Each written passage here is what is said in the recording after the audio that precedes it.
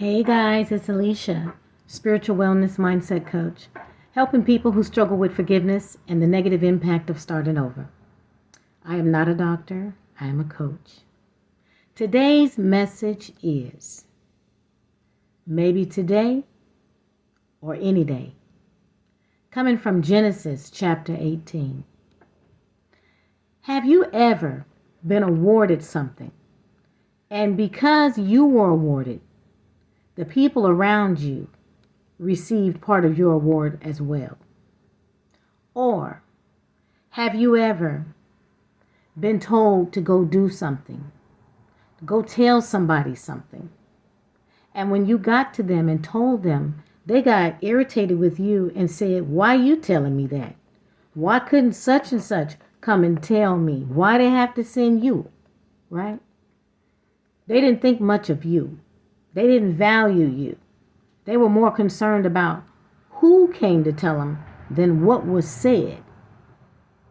Well, I'm going to talk about that today. There's 3 definitions that I want to give you. And the first definition is the word if. If means on condition that, assuming that. If and only if. The next word is find. Find means to detect, to discover, to notice, to observe. And lastly, the word outcry. Outcry is a strong expression of public disapproval, commotion, uproar, scream. So this story takes place with Abraham being outside on a hot day with his head down outside of the tent. And just so happened he looks up and he sees 3 men not too far away from him. He jumps up and he goes over there and bows down to them and calls them lords. Like welcome. And he's saying, "Let me get you some water. Let me get you something to eat. Rest yourself before you continue on your way." He didn't know where they were going. All he was doing was showing his hospitality, and he knew that they were men of God. Okay? So he says, let me make you feel at ease. And so he rushes in to go and tell his wife, Sarah, "Sarah, get that flour together, knead up that bread, and bake it for our guests." Then he goes out there to the back, goes and get a good calf, and tells his servant to prepare it. Now, that's something that Abraham was still able to bow to men of God, even though he was probably well off as well. But it says that after the food was prepared, he took the food to these 3 men. And he stood by the tree and waited on them like, "Hey, if you need anything else, here I am." So as they were eating, one of them, which these were angels, says, "Where's your wife, Sarah?" And he was like, "Sarah, she in the tent." And he said, "This time next year, I'll be back, and your wife is going to have a son." Now, mind you, Sarah and Abraham were old, and they never had children. So it says that Sarah laughed within herself. Nobody heard her, but she laughed like, "Yeah, right, me and my old self, my husband old, and you think it's going to be some fun here?" And it says that the angel said, "Why did your wife laugh? Why did Sarah laugh?"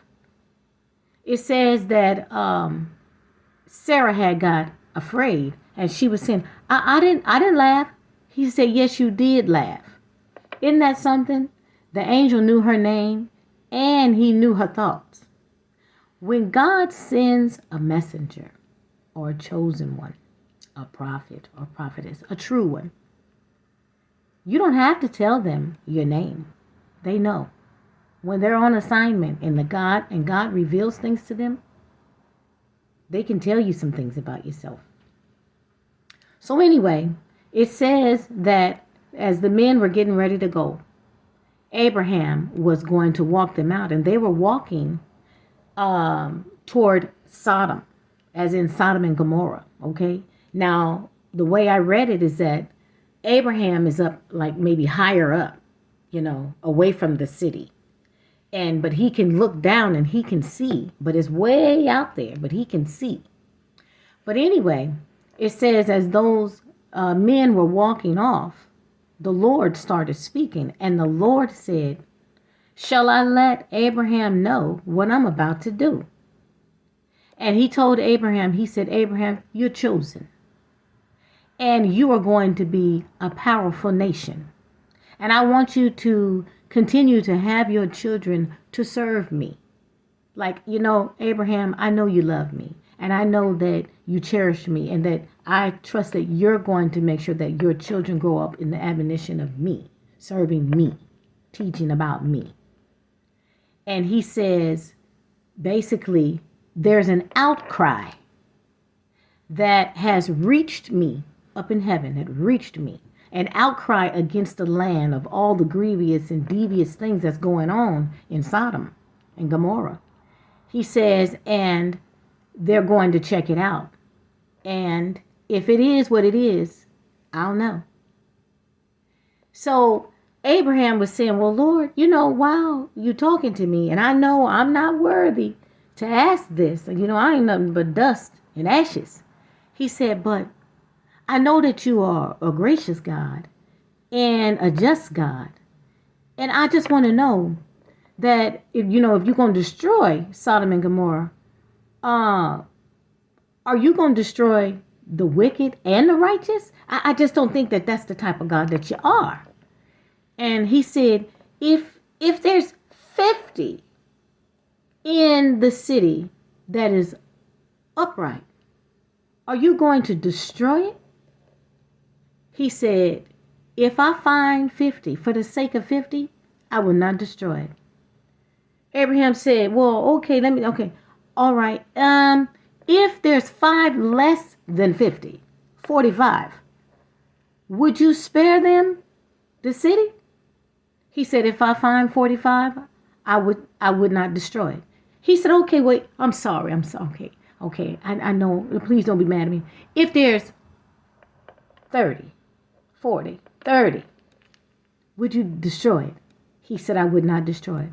He said, okay, all right, okay. What about 20 people? 20 good people there. Would you destroy it? He said, if I find 20, I would not destroy it. He said, okay, last time, he said, okay, this it. If you find 10 people out of the whole Sodom and Gomorrah, think about where y'all live, y'all city, okay? The whole big old city. And God's about to destroy it. And you said, if it's only 10 left up in there, would you destroy it? And the Lord responded, I would not destroy it. So you might be saying, Miss Alicia, so what are you saying? What does Genesis chapter 18 have to do with me? Where's the forgiveness in that? Well, I'm glad you asked. Number 1, God is saying, ask for forgiveness for thinking that you have time to live your life the way you want to. Ask God to forgive you for believing that your prayers, your righteousness, the things that you get up and do every day that's right, that is not valuable. Did you know you might be part of the 50, part of the 45, the 40, the 30, the 20, or even the 10? Think about that today, okay? If, find, outcry. I'll talk to you soon, okay? Bye.